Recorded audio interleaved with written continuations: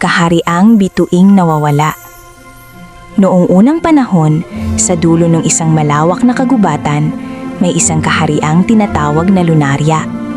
Ang kahariang ito ay kakaiba, sapagkat sa tuwing sasapit ang gabi, ang langit nito ay nagliliwanag sa isang mahiwagang bituin na tinatawag na bituin ng pag-asa. Ang bituing ito ang nagbibigay ng liwanag, kasaganaan at kapayapaan sa buong kaharian.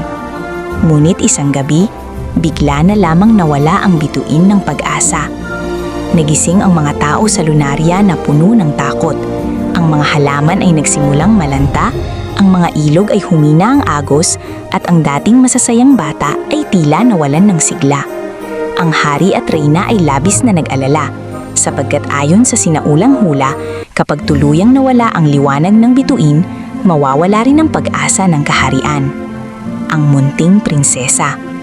Meron silang anak na babae, ang munting prinsesang si Amara. Siya ay bata pa ngunit may pusong busilak at tapang na hindi matatawaran. Isang gabi, habang siya'y nakatingin sa madilim na langit, nakarinig siya ng isang mahinang tinig. "Amara, ikaw ang hinirang." Nagulat ang prinsesa, ngunit hindi siya natakot. Sinundan niya ang tinig hanggang sa hardin ng palasyo, kung saan nakita niya ang isang maliit na diwata na may pakpak na kumikislap. "Ako si Lumi, ang diwata ng liwanag," wika nito.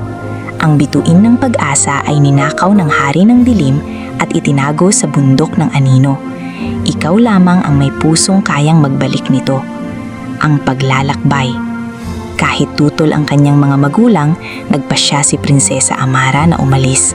Kasama si Lumi, naglakbay siya sa kagubatan ng mga bulong, tumawid sa ilog ng mga luha at hinarap ang maraming pagsubok. Sa daan, nakilala niya ang isang batang magsasakang si Timo na may mabuting puso at handang tumulong. Nakilala rin nila ang isang matandang pagong na nagsilbing gabay at isang leon na minsang naging mabagsik ngunit natutong magmahal muli dahil sa kabutihan ng prinsesa. Ang bundok ng anino. Pagdating nila sa bundok ng anino, sinalubong sila ng malamig na hangin at makapal na ulap. Sa tuktok nito ay naroon ang hari ng dilim, malaki, maitim at puno ng galit. "Bakit mo gustong ibalik ang liwanag?"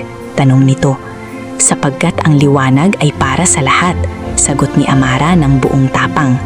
Sa halip na makipaglaban, inalok ng prinsesa ang hari ng dilim ng pagkakaibigan at pag-unawa. Ikinuwento niya ang lungkot ng kaharian at ang pag-asang muli itong magliliwanag. Napaluha ang hari ng dilim.